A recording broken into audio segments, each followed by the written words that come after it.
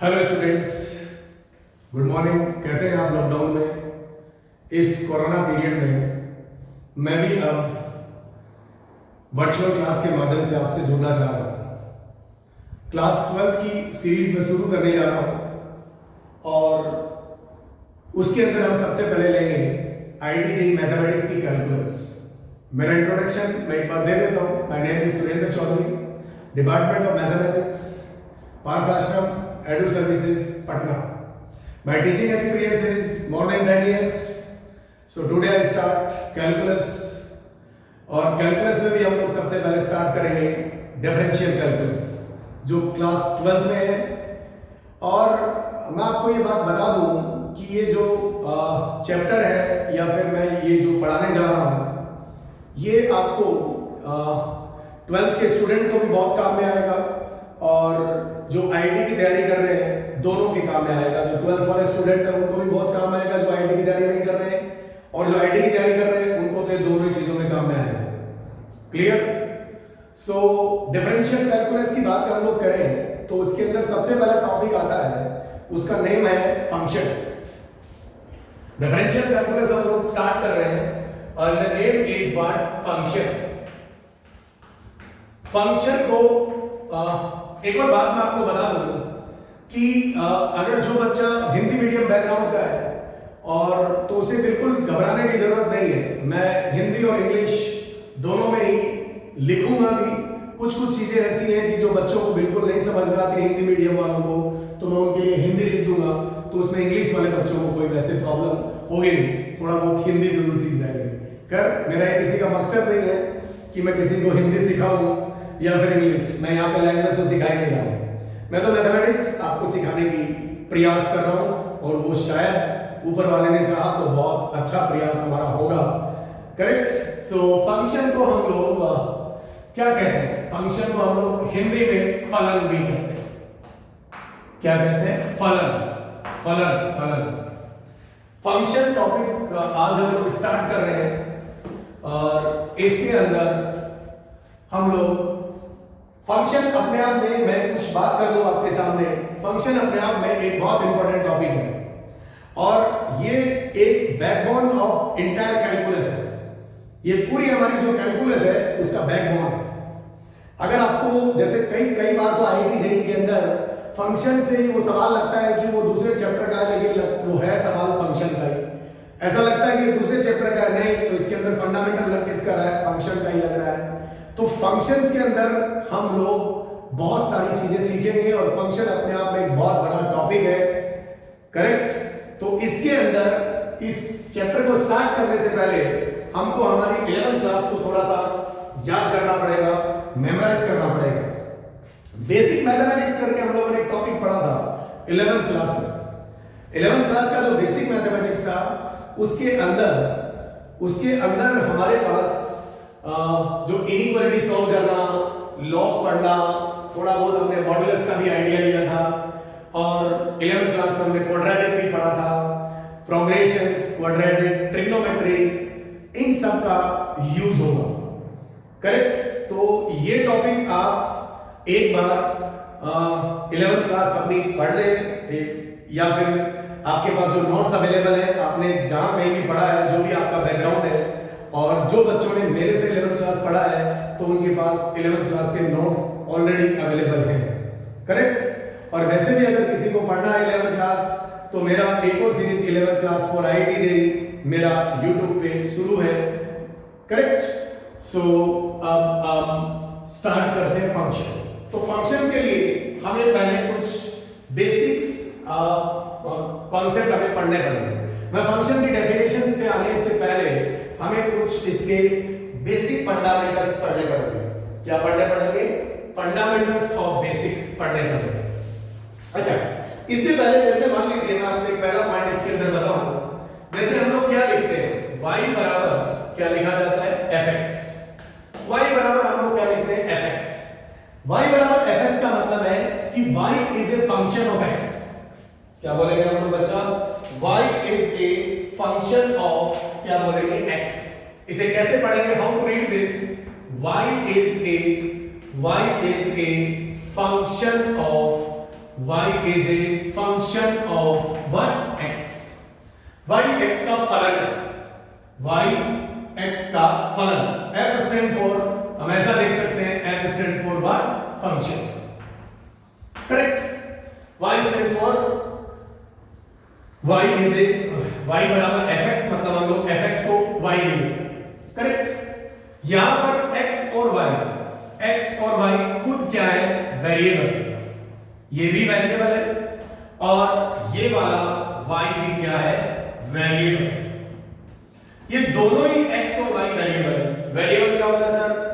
Variable उसे कहते हैं जो बदलता है। ठीक, एक होता है हिंदी में वेरिएबल को हिंदी में कहते हैं चर, और एक होता है कांस्टेंट। कांस्टेंट का मतलब जो फिक्स रहे, हमेशा अपनी फिक्स वैल्यू प्रोवाइड करे। I hope this is clear. So variable, ये भी वेरिएबल है और ये भी वेरिएबल है। तो मैं आपको एक छोटी सी बात यहां पर बताने की कोशिश करूं कि वेरिएबल जो होते हैं वो दो प्रकार के होते हैं। वेरिएबल जो होते हैं वो कितने प्रकार के होते हैं? दो। एक होता है डिपेंडेंट वेरिएबल, डिपेंडेंट मैं शॉर्ट फॉर्म लिख रहा हूं, आई होप आप समझ जाएंगे इसको। डिपेंडेंट वेरिएबल, और दूसरा जो होता है वो क्या होता है?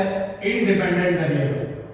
एक होता है डिपेंडेंट और एक होता है इंडिपेंडेंट वेरिएबल। तो मैं आपको यहां पर बताऊं कि ये जो y है, this is called what? Dependent variable. This is called dependent variable. And now this x is called what? Independent variable. ये क्या होता है? Independent variable. तो यहां पर अगर हम इस प्रेजेंट सिनेरियो में बात करें तो वेरिएबल कितने प्रकार का होता है? दो प्रकार का होता है। एक होता है डिपेंडेंट वेरिएबल और दूसरा क्या होता है? Independent variable. Variable are of two type. तो जनरली हम x और y से डील करते हैं, तो डिपेंडेंट वेरिएबल को मैं यहां पे ले जाऊं तो दैट्स कॉल्ड व्हाट? y, और इंडिपेंडेंट वेरिएबल को दैट्स कॉल्ड व्हाट? x। तो बोल साहब कैसे डिपेंडेंट है और कैसे इंडिपेंडेंट है? तो ये तो हमें सारी चीजें पता चल ही जाएंगी जैसे जैसे चैप्टर आगे बढ़ेगा फंक्शन का। ये तो सारी चीजें हमें पता चल ही जाएंगी कि कौन डिपेंडेंट है और कौन इंडिपेंडेंट है और क्यों है। ठीक, सो मैं इसे एक बार रफ कर दे रहा हूं। अच्छा, इसको हमें पढ़ने का तरीका समझ में आ गया कि जो लेफ्ट हैंड साइड में होता है, लेफ्ट साइड में अगर मैं ऐसे करूं this is my left side, तो उधर हमारा क्या होता है? डिपेंडेंट वेरिएबल होता है, और राइट हैंड साइड में क्या होता है? हमारा इंडिपेंडेंट वेरिएबल होता है। अगेन एक बार मैं फिर से आपके समझ लिखता हूं। y बराबर कितना बचा? fx। y बराबर fx। क्या कहा मैंने दो बातें बोली। ये भाई साहब x जो है वो किस टाइप के वेरिएबल है? That is called independent variable. Independent variable. और ये भाई साहब किस टाइप के वेरिएबल है? भाई साहब ये डिपेंडेंट वेरिएबल है। कैसे है बाबू? डिपेंडेंट वेरिएबल है और ये इंडिपेंडेंट वेरिएबल है। समझ रहे हैं नहीं समझ रहे? सो डिपेंडेंट वेरिएबल का मैं आज दूसरा भी नाम आपको बता दूं, दैट्स कॉल्ड आउटपुट, और इंडिपेंडेंट वेरिएबल का मतलब input. Input that means y बराबर fx में, y बराबर fx में, y बराबर जो fx लिखा हुआ है इसमें y जो होता है वो डिपेंडेंट वेरिएबल होता है, और डिपेंडेंट वेरिएबल को हम दूसरा नाम देते हैं क्या? आउटपुट। और x जो होता है x, और f क्या काम कर रहा है? फंक्शन। फंक्शन इसमें काम करवा रहा है। इसका काम करवा रहा है इंडिपेंडेंट वेरिएबल और डिपेंडेंट वेरिएबल के बीच में रिलेशन एस्टैब्लिश कर रहा है। फंक्शन वो अपना काम कर रहा है। I hope this is clear. मैं क्या कहना चाह रहा हूं, मेरी बात आप समझ पा रहे हैं? क्या कहा इसने कि y और x के बीच में जो रिलेशन एस्टैब्लिश कर रहा है वो फंक्शन। फंक्शन का मतलब काम कर रहा है फंक्शन। क्या काम? वो काम क्या होगा वो हम बात आगे करेंगे अभी। तो x का नाम हमारा इंडिपेंडेंट वेरिएबल है और y का नाम हमारा डिपेंडेंट वेरिएबल है। इसको मैंने दूसरा नाम दिया, क्या नाम दिया बाबू? Independent variable. करेक्ट। तो बोले साहब वो कैसे रहा है? हमको तो नहीं समझ में आ रहा है। तो मैं आपको बताऊं कि जैसे हमारे पास ऐसे लिखा हुआ है, this is y is equals to, मान लीजिए कितना लिखा हुआ है? y is equals to 2x plus 3, ऐसे लिखा हुआ है। y को x के पदों में लिखना, y को x के टर्म्स में लिखना, y को x के टर्म्स में लिखना, y को x के पदों में लिखना। That means y is a function of x। Correct.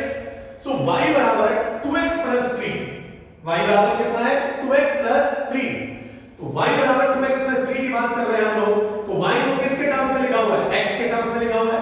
इसका मतलब जैसे मैं बताऊं आपको कि क्या इनपुट और क्या आउटपुट होता है सर। हम जो खाना खाते हैं वो हमारा इनपुट है, और जो काम करने में बोल रहा हूं वो मेरा क्या है? आउटपुट है। आप लोग खाना खाते हैं, भोजन लेते हैं, वो आपका इनपुट है, और जो भी आप वर्क परफॉर्म करते हैं वो आपका आउटपुट होता है। किसी गाड़ी में पेट्रोल डालते हैं, ईंधन डालते हैं, वो उस गाड़ी का इनपुट होता है, यस और नो। और जो गाड़ी चलती है, जो गाड़ी हमें काम में आती है, मतलब वो उसका आउटपुट होता है। तो आप खुद सोचिए कि जो आउटपुट है, काम करना मेरे खाने पे डिपेंड करेगा कि नहीं करेगा? यस करेगा। हमेशा मेरा काम करना या गाड़ी का चलना पेट्रोल पे डिपेंड करेगा या डीजल पे डिपेंड करेगा कि नहीं करेगा? अगर आपने किसी गाड़ी में अगर आपने केरोसिन डाल दिया तो क्या वो गाड़ी चलेगी? नहीं चलेगी, क्योंकि वो गाड़ी केरोसिन की है ही नहीं, केरोसिन के लिए बनी नहीं है, केरोसिन से गाड़ी चलेगी नहीं। आप तो कहेंगे सर पानी डाल के चला लेंगे गाड़ी, समझ रहे हैं कि समझ रहे? तो ऐसा नहीं हो सकता। इसका मतलब डिपेंड, जो चीज डिपेंड करती है चाहे इस यूनिवर्स में, वो हमेशा आउटपुट होती है, और जो चीज इंडिपेंडेंट होती है वो हमेशा इनपुट होती है। समझ रहे हैं आप लोग? गुड। सो इसका मतलब इनपुट फ्री होता है। इनपुट कुछ भी है, मेरी मर्जी है, मैं कुछ भी खाऊं, मेरी मर्जी है, मैं गाड़ी पेट्रोल भी खरीदूं या डीजल भी खरीदूं या हवाई जहाज खरीदूं, या आप लोग कुछ भी करें, वो इंडिपेंडेंट। इंडिपेंडेंट मतलब वो स्वतंत्र होता है। दिस इज कॉल्ड स्वतंत्र चर, एंड दिस इज परतंत्र, मतलब ये भाई साहब इन भाई साहब पे डिपेंड करेंगे।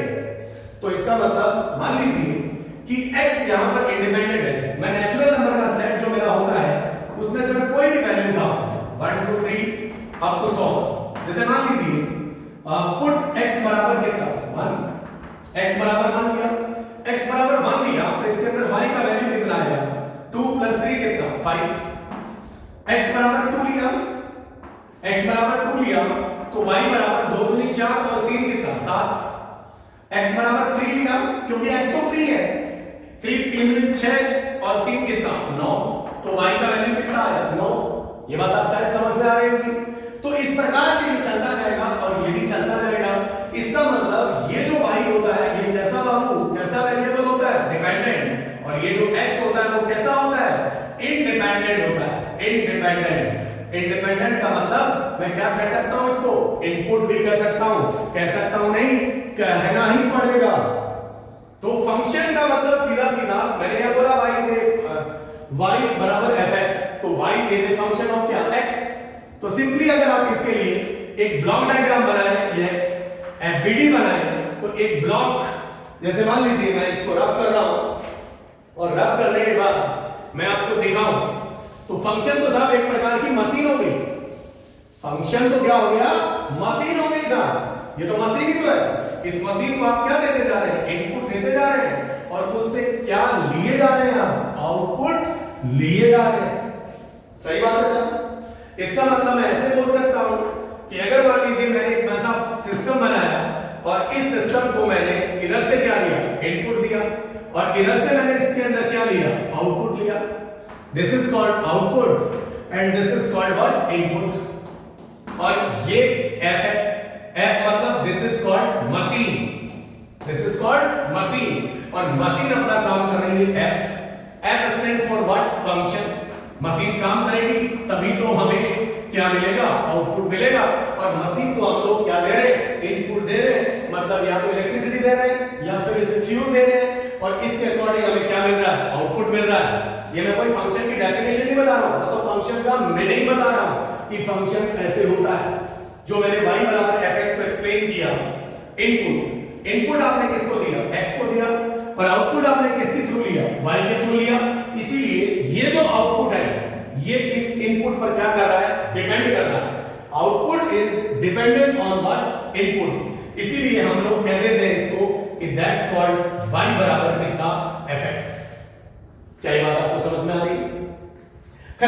मैं अभी डेफिनेशन पे नहीं आऊंगा, मैं पहले आपका बेस थोड़ा सा स्टोर करूंगा, जो कुछ दिनों में आपका, हालांकि आपको ये सारी चीजें आती है 11th की, और अगर फिर भी नहीं आती है तो हम इसका कुछ पोर्शन को हम इसका लेंगे। सो बेसिक फंडामेंटल्स, मतलब हम 2 क्लास पहले फंक्शन में लगभग 2 से 3 क्लास जो 1.5 घंटे की होती हैं वो हम इसमें ले लें। वीडियो में तो हमारा इतना नहीं हो पाएगा, मतलब क्लास के माध्यम से तो हमें 5-6 वीडियो बनाने पड़ेंगे इसके लिए, बेसिक के लिए, और उसी के बाद हम लोग उसमें क्या स्टार्ट करेंगे, फंक्शन स्टार्ट करेंगे। तो पहले इसके बेसिक फंडामेंटल्स की बात कर रहे हैं हम लोग। So basic fundamentals, so basic fundamental, basic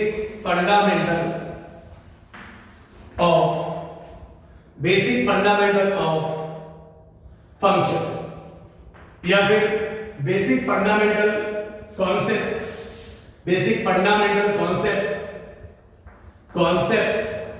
required for function, या फिर कैलकुलस। जो बच्चों ने 11th क्लास बहुत अच्छे से पढ़ा है उनको ये चीज बहुत आसान सी लगेगी, लेकिन फिर भी इसे रिवाइज होना बहुत जरूरी है। सो मैंने क्या यूज किया यहां पर, basic fundamental concept required for function. भाई इस फंक्शन में हमें डोमेन पढ़ना पड़ेगा, रेंज पढ़नी पड़ेगी, मैक्सिमम मिनिमम का थोड़ा बहुत बातें करनी पड़ेगी, तो वो सारी चीजें इनइक्वालिटी सॉल्व करनी पड़ेगी। डोमेन के सारे क्वेश्चन में हमें इनइक्वालिटी सॉल्व करनी पड़ेगी, वो चाहे ट्रिग्नोमेट्री वाली इनइक्वालिटी भी हो सकती है, और वो इररेशनल इनइक्वालिटी भी हो सकती है, वो मॉडुलस इनइक्वालिटी भी हो सकती है, वो अलजेब्रिक इनइक्वालिटी भी हो सकती है, और वो लॉगरिथम इनइक्वालिटी भी हो सकती है। बात मेरी समझ में आ रही है कि नहीं आ रही है? तो ये चीज हमें पहले करनी पड़ेगी। Is it clear? So fine, मैं मानता हूं कि लीनियर इनइक्वालिटी आप लोग सबको आती है, इसीलिए मैं उनको ज्यादा टच नहीं करूंगा। मैं आपको जो और बातें हैं उन्हीं के बारे में बात करूंगा। इज इट क्लियर और नॉट? तो इसके अंदर मैं कुछ समथिंग, पहले कुछ फंडामेंटल्स ऑफ इनइक्वालिटीज बता देता हूं। क्या बता देता हूं? फंडामेंटल्स ऑफ इनइक्वालिटी दे देता हूं, इनइक्वालिटीज बता दो, जो मतलब किसी भी प्रकार की इनइक्वालिटी में हम लोग वहां पर यूज करेंगे। इज इट क्लियर और नॉट? सही बात। तो पहली बात, जैसे मान लीजिए मैं आपको पॉइंट वाइज बताता हूं, पहले मैं आपको एग्जांपल सिखाऊंगा। जैसे मैंने कहा कि भाई अगर 5 बड़ा है किससे? 4 से। क्या बड़ा है? हां है। मैं ये नहीं बताऊंगा कि ये ग्रेटर होना है, 12th क्लास के बच्चों को ये बताने की बेटा जरूरत नहीं है, अगर बताऊंगा तो फिर फंक्शन टॉपिक हमारा छूट जाएगा। 5 बड़ा है 4 से, करेक्ट। मैंने दोनों तरफ 3 जोड़ दिया, तो ये 5 प्लस कितना 3, और इधर भी 4 प्लस कितना 3, ये 8 हो गया, और ये 7। क्या अभी भी 8 7 से बड़ा है? हां है। इसका मतलब आपने किसी भी इनइक्वालिटी में दोनों तरफ को जोड़ा तो इनइक्वालिटी के सिंबल में कोई फर्क नहीं पड़ा। सही बात। दूसरी बात, अभी भी 5 बड़ा है किससे? 4 से। हमने दोनों तरफ 3 घटा दिया, तो ये 5 माइनस 3, 4 माइनस 3, इसको हमने घटाया तो ये कितना बचा था? 5 2, और ये कितना 1। अभी भी 2 बड़ा है, यस, इसका मतलब घटाने से भी कोई फर्क नहीं पड़ा। अगली बात, इसी पहले में, तो अगली बात ये है कि भाई अभी भी 5 बड़ा है किससे? 4 से। 5 बड़ा है किससे? 4 से। और मैंने कहा कि भाई 5 गुणा कितना 2, और इधर 4 गुणा कितना 2, तो ये कितना हो गया 10, और ये कितना 8। तो इसका मतलब यहां पर 10 बड़ा है किससे? 8 से। सही बात। और फिर मैंने कहा कि भाई 4 बड़ा है किससे? 2 से, और दोनों तरफ मैंने 2 का भाग दे दिया, तो 4 बटा कितना 2, और इधर भी 2 बटा कितना 2, तो ये कितना मिला 2, और इधर कितना मिला 1, तो 2 बड़ा है 1 से, इधर भी ये बड़ा है। तो साहब अभी तक तो हमें कोई दिक्कत नहीं हुई, करेक्ट। फिर हमने बात करी कि अगली बात कि भाई 5 बड़ा है किससे? 4 से, और मैंने इसको माइनस से मल्टीप्लाई कर दिया उसको, तो माइनस का मल्टीप्लाई कर दिया, तो this is -5 and this is -4। बताइए कौन बड़ा? तो कौन बड़ा भाई? तो डेफिनेटली -4 होगा। तो भाई 15 होगा। What is the concept here कि किसी इनइक्वालिटी को अगर नेगेटिव साइन से मल्टीप्लाई करेंगे तो इनइक्वालिटी का सिंबल बदल जाएगा। यस और नो? बाकी हम देखेंगे नेक्स्ट वीडियो में। Thank you for